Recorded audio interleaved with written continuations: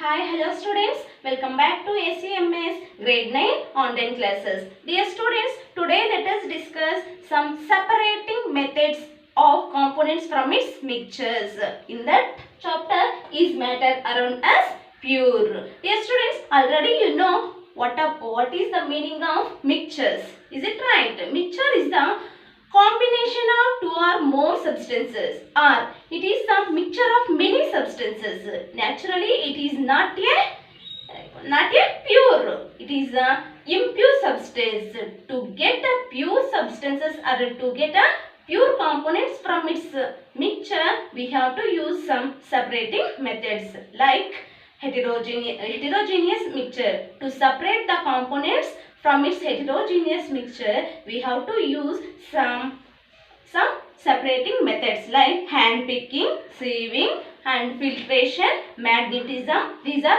some physical methods we have to use to separate the heterogeneous mixtures. Some special techniques are there to separate the pure component from its mixtures. That one we have to study now one by one. The first one is evaporation. Evaporation.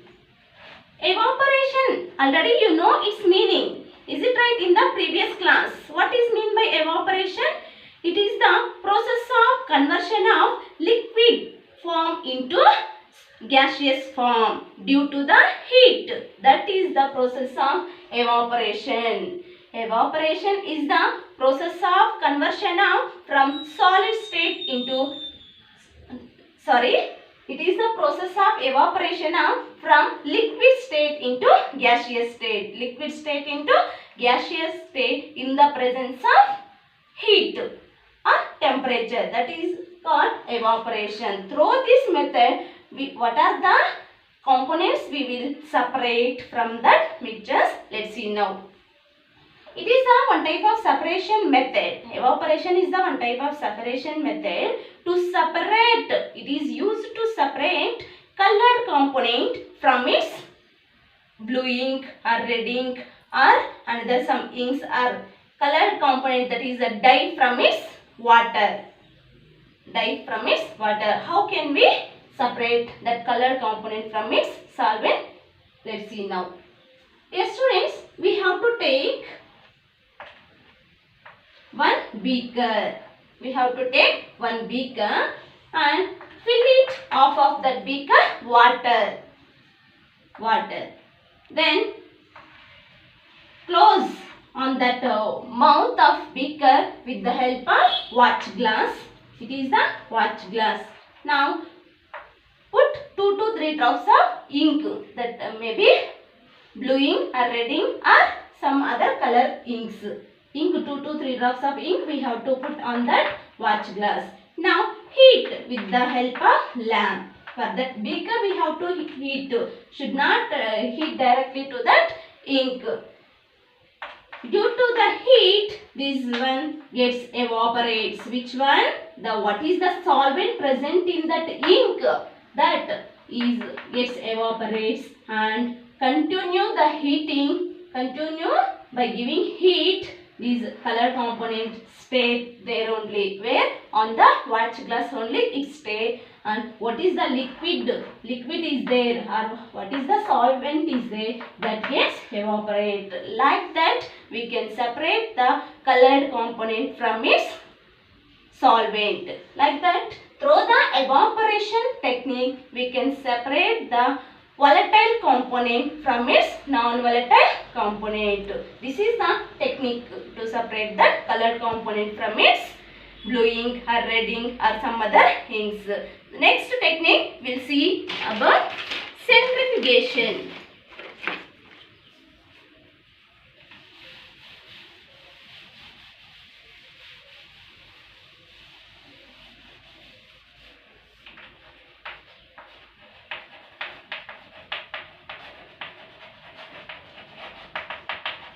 Centrifugation. It is also a one type of special technique. It one we can use to separate the cream from milk or butter from milk. Dear students, in our daily life we are getting full cream milk pockets or toned or double toned milk pockets in the market are available. These from milk pockets we can get different amount of fats also. See, already you learned in last class the milk is the example for colloids. These particles are very small.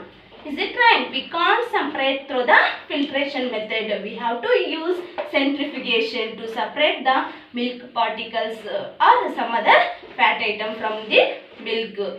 See, this centrifugation is works under the principle of denser particles. Denser particles forces on the bottom layer and lighter particles stay at the top layer. On this principle, this technique is worked. Centrifugation. And from this centrifugation, what are the uses are there in our daily life? What its applications? Let's see now.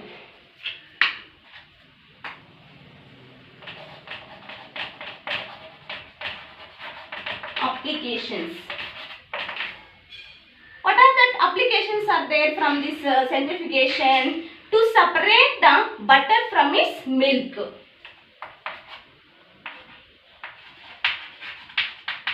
Butter from its milk. To separate the butter from its milk, this one we have to use, this technique we have to use in homes and also dairies. Homes and dairies. The next one is, this centrifugation method is used in diagnostic laboratories to separate or to test the blood and urine tests.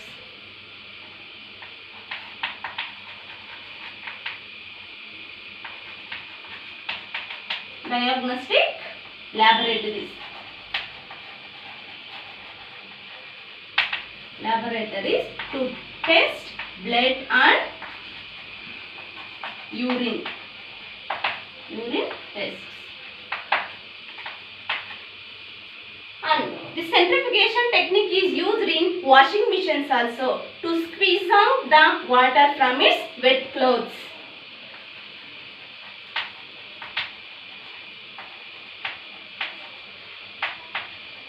Washing machines. See dear students, once again I tell, centrifugation is the method of separating butter from its milk or cream from milk. This technique is used in dairies, milk dairies and homes to separate the butter from milk. And this technique or centrifugation is used in diagnostic laboratories. To test the blood and urine test. To test the blood and urine. And also centrifugation is used in the washing machines to squeeze out water from that wet clothes. These are the some applications of centrifugation. Let's see now another method.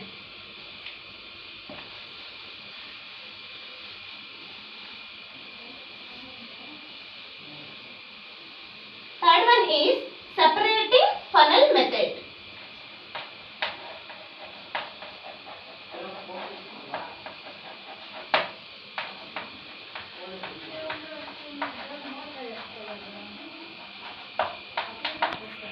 Separating funnel method. See, separating funnel method or it is the one type of special technique is used to separate the immiscible liquids. Immiscible liquids. Dear students, you know about immiscible liquids. Immiscible liquids means it does not mix together. When we mix two types of liquids, it does not mix together. It forms the layer or separate layers. It forms. It does not mix one and each other. That we can call immiscible liquids. I will show one example of immiscible liquid. Dear students, this is the water and it is the castor oil. Castor oil.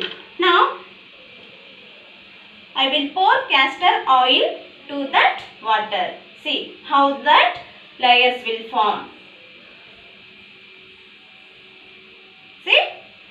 separate layer is forming. Is it right? See dear students, separate layer is forming. See the castor oil layer is formed on top of the layer and water is a down layer. This type of mixture we call immiscible mixture, or this type of liquids we call immiscible liquids. To separate these immiscible liquids, which method have to use? Funnel method. Funnel method. Let's see now how to separate this type of immiscible liquids. We can use kerosene oil with water, or other some oil, castor oil with water, or another sunflower oil, or many oils we can use with water, that we can call immiscible liquids. Let's see now how to separate such a type of immiscible liquids.